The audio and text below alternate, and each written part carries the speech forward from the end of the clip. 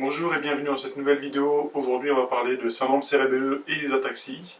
Dans cette vidéo, nous allons particulièrement discuter des 12 principes de rééducation qui sont définis dans le livre de Roland Sultana et de Serge Mesure. Ataxie et syndrome cérébelleux, rééducation fonctionnelle, ludique et sportive. Un livre que je vous recommande. Le premier principe proposé par les auteurs, c'est que les exercices fonctionnels sont la base du traitement rééducatif. Ils sont une priorité. Le but général de la rééducation est de maintenir ou d'améliorer l'autonomie du patient. Pour cela, les exercices fonctionnels doivent être adaptés aux capacités du patient et à ses limitations. Un bilan fonctionnel précis et personnalisé est indispensable. Ils paraissent simplistes au premier regard, mais ces exercices nécessitent des compétences transversales, qui sont transférables d'une activité à l'autre, mais aussi et surtout des compétences spécifiques, qui ne sont acquérables que par la pratique de cette activité en question. Par exemple, c'est en faisant ces exercices qu'on acquiert la gestuelle nécessaire à cette activité. Les exercices fonctionnels sont donc un gain de temps, parce qu'ils permettent de travailler les compétences transversales et spécifiques. Le second principe est que l'apprentissage moteur nécessite de la répétition. La maîtrise d'un geste nécessite de nombreuses répétitions, afin qu'elle soit enregistrée en mémoire procédurale en tant que savoir-faire. Il existe plusieurs étapes d'apprentissage. Une phase d'initiation, où le thérapeute va guider, sécuriser, encourager le patient, voire décomposer les activités complexes. Par exemple, lors d'un transfert, se tourner sur le côté, sortir les jambes du lit, se redresser en poussant dans les bras. Cette étape d'initiation demande beaucoup d'énergie et d'attention au patient, car il prend en compte toutes les informations sensorielles qui lui sont données pour pouvoir la réaliser. Elle se fait en boucle fermée, rétrocontrôle. La seconde phase est une phase de perfectionnement. Les gestes s'automatisent au fur et à mesure, ils sont de mieux en mieux maîtrisés, mais il faut continuer à les répéter afin de les surapprendre. Ce perfectionnement se fait aussi en dehors des séances, avec les aidants, les proches, les aides-soignants. Par exemple, lors des transferts lit-fauteuil, le patient peut réaliser l'activité seul, mais sous surveillance. C'est une phase qui est moins coûteuse sur le plan attentionnel, car le geste est de plus en plus automatisé, et il y a de l'anticipation dans ces actions. La dernière phase est la phase d'expertise. Le patient maîtrise sa gestuelle, mais il doit continuer à s'exercer au quotidien, dans différentes situations écologiques, à différentes vitesses, en double tâche, afin d'être capable de réaliser cette tâche dans n'importe quelle condition. La durée de ces apprentissages est très variable en fonction de la complexité et du niveau d'apprentissage de l'apprenant.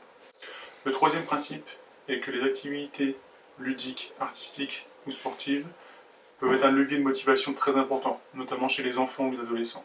Et ils ont l'avantage de pouvoir faire travailler les compétences transversales et spécifiques aux activités. Par exemple, la capacité de se déshabiller pour aller en piscine par la suite. Le quatrième principe est que les exercices non fonctionnels et non ludiques peuvent engendrer une perte de chance pour le patient. En effet, d'une part, les activités nécessaires à l'autonomie sont si nombreuses et si spécifiques, et d'autre part, le temps de rééducation étant souvent limité, consacrer un temps important à des activités et à des gestes qui sont non fonctionnels peut engendrer une perte de chance pour le patient. C'est pour ça qu'il est du rôle du kinésithérapeute de choisir pertinemment des activités qui vont faire travailler au patient. Les résultats du bilan et le projet du patient sont un guide dans le choix de ces exercices. Les exercices type Kabat, Holmes, ou toutes les activités qui ont une finalité non fonctionnelle ne permettent pas de développer les compétences spécifiques. Le cinquième principe porte sur la connaissance des résultats. En effet, quantifier les performances et les porter à la connaissance du patient est un facteur de motivation important. La connaissance des résultats peut se faire de différentes façons. De façon intrinsèque, c'est-à-dire à travers une auto-évaluation, ou de façon ajoutée, c'est-à-dire que c'est une tierce personne, le kiné par exemple, qui apporte un feedback, une information complémentaire, soit à la fin de l'activité, à la fin de l'exercice, on parle de connaissances ajoutées terminales, ou en cours d'exercice. On parle alors de connaissances des résultats ajoutés extemporanées. Par exemple, ça peut être le fait de compter le nombre de secondes que le patient arrive à tenir son équilibre sans poser les mains. Les données transmises au patient doivent être compréhensibles pour lui. Par exemple, lui transmettre la distance qu'il a parcourue en mètres lors d'un test de marche est tout à fait compréhensible. En revanche, y rajouter la vitesse, la VO2 max, la cadence, le coût énergétique peut ne pas être accessible à tous les patients, même si ce sont des informations qui nous, professionnels de santé, peuvent nous intéresser. Le sixième principe repose sur le guidage. Le guidage, même s'il est très utile au début de l'apprentissage, et notamment pour sécuriser les situations, il doit être minimum pour que le patient développe et sélectionne les stratégies motrices les plus efficaces et les plus économes en fonction de ses capacités. L'apprentissage gestuel doit donc être un savant mélange de guidage du thérapeute et d'essai-erreur du patient afin de favoriser l'auto-organisation du mouvement. Le septième principe est que nous devons disposer des équipements nécessaires et être capables de proposer les aides techniques adaptées aux capacités et à la gravité de l'atteinte du patient. Par exemple, dans cette vidéo, vous pouvez voir que les deux cannes anglaises ne sont pas sécurisées pour cette patiente présentant une ataxie cérébelleuse dégénérative, alors qu'elle se débrouille très bien avec un rollator 4 roues. Le huitième principe repose sur le fait que la difficulté des exercices doit être adaptée. En effet, il nous faut trouver le bon niveau d'exercice pour que le patient développe des stratégies motrices adéquates. Un exercice trop facile sera peu motivant pour le patient et n'a pas sa place dans le temps alloué à la rééducation.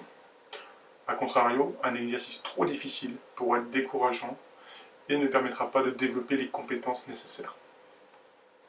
Le niveau des exercices est sans cesse revu en fonction des capacités du patient, de sa fatigue, de son évolution. Le neuvième principe est qu'il ne faut pas se décourager devant les atteintes définitives. Même si les symptômes sont persistants, voire évoluent défavorablement, le patient, par habituation, peut apprendre une gestuelle adaptée à son handicap. Il apprend à faire autrement. Et il met en place des adaptations, des compensations, des substitutions. Le rééducateur accompagne ces processus pour aider à améliorer les activités et la participation du patient. Le dixième principe est que l'apprentissage peut se faire par essai-erreur. Il n'est pas utile d'être trop directif. Le patient est acteur de son apprentissage gestuel. La répétition va lui permettre de sélectionner les stratégies motrices les plus efficaces, les plus économes et les plus confortables en fonction de ses capacités. Venir imposer un mouvement, une façon de faire, parce que c'est la norme, est contre-productif. Par exemple, demander à un patient de marcher les pieds serrés ou sur une poutre alors qu'il a un syndrome cérébelleux dégénératif et qu'il ne peut pas tenir son équilibre des pieds serrés est contre-productif. Dans un autre cadre, sur une atteinte acquise, un syndrome cérébelleux après un accident vasculaire cérébral, qui évolue favorablement, le rétrécissement du polygone de sustentation accompagnera l'amélioration de l'équilibre. Le rééducateur est là pour proposer des exercices adaptés, les faire progresser, les sécuriser et amener un feedback utile à l'apprentissage. Le 11e principe est qu'il n'y a pas de traitement standard. On ne fait pas de la rééducation neurologique comme on suit une recette de cuisine. La rééducation est en permanence adaptée aux capacités du patient et au contexte. Au-delà des exercices fonctionnels qui ont montré leurs preuves, la relation soignant-soigné et les facteurs contextuels entourant nos soins sont d'une importance primordiale. Enfin, le 12e et dernier principe est que les pathologies associées ne sont pas à négliger. En effet, les troubles de l'équilibre et de la coordination que l'on retrouve dans les syndromes cérébelleux et les ataxies sont rarement les seuls symptômes. Il faut donc prendre en charge le patient dans sa globalité et savoir prioriser nos actes afin d'accompagner au mieux le patient. Merci d'avoir suivi cette vidéo. Ces 12 principes que l'on propose pour les ataxies et syndromes cérébelleux sont aussi transposables dans d'autres troubles neurologiques. Je vous rappelle qu'ils sont tirés du livre de Roland Sutana et de Serge Mesure, dont je vous recommande la lecture. Merci à vous.